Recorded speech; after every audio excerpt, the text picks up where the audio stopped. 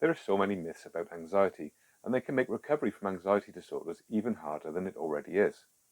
So in this video, I'm going to dispel 5 of these myths. So let's get started. Myth 1. Anxiety is caused by stress, so you need to avoid it. A stressful situation or prolonged period of stress may be the precursor to the development of an anxiety disorder. But often, long after the stress has gone, the anxiety continues to get worse. So it's usually not stress that is maintaining your anxiety disorder. And while it's natural to try to avoid stress, it actually makes things worse. Because avoiding stress increases your sensitivity to it. So you may become anxious about more and more situations until you are avoiding life altogether. Myth 2. You need to distract yourself. Flicking a rubber band on your wrist, holding an ice cube, doing puzzles. You'll find lots of suggestions on anxiety forums about how to distract yourself from your anxiety. But it usually makes things worse. Because most distraction is just avoidance.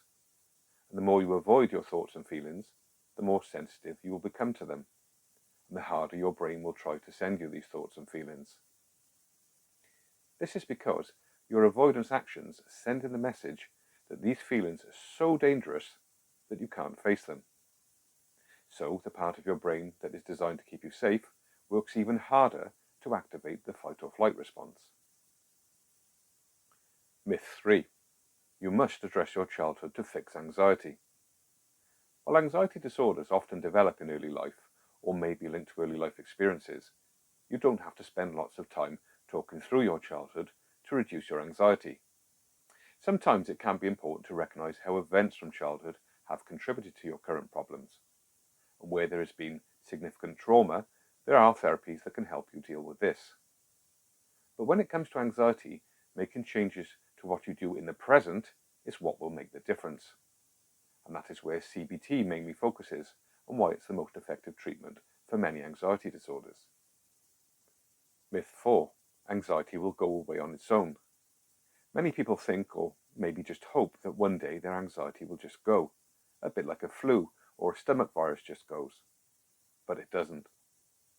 This may also tie in with the idea I covered earlier, that it's just stress that is causing the anxiety. So when the stress goes, the anxiety will go. But there will always be stress in your life at some point. So while anxiety may vary in intensity through your life, the trend for most people is that it gets worse. And this is often because they employ the same anxiety management strategy over and over again, which may give short-term relief, but makes things worse in the long term. To make anxiety go, you need to get help from someone who is trained in treating anxiety disorders. So don't put off getting help. Speaking of getting help, this leads me to a somewhat controversial myth. Myth 5. Anxiety is caused by low serotonin, which is what many doctors will tell you. This is a very complicated subject, which I spent a lot of time researching. So if you like lots of detail and want to see research-based evidence, take a look at my video linked above. But a quick summary is serotonin is probably involved in anxiety. But it's not a case of some people are born with low serotonin and that's why they get anxiety. Anxiety is much more complicated than that. Upbringing and life events play a much bigger part in why anxiety disorders develop. And beliefs and behaviours play a huge part in maintaining the anxiety disorder. That's not to say that serotonin-enhancing medications don't help reduce symptoms. But that doesn't mean that low serotonin is the cause. Think of it this way. Paracetamol, or Tylenol as it's called in America, reduces headaches. But that doesn't mean that headaches are caused by low Tylenol levels in the blood.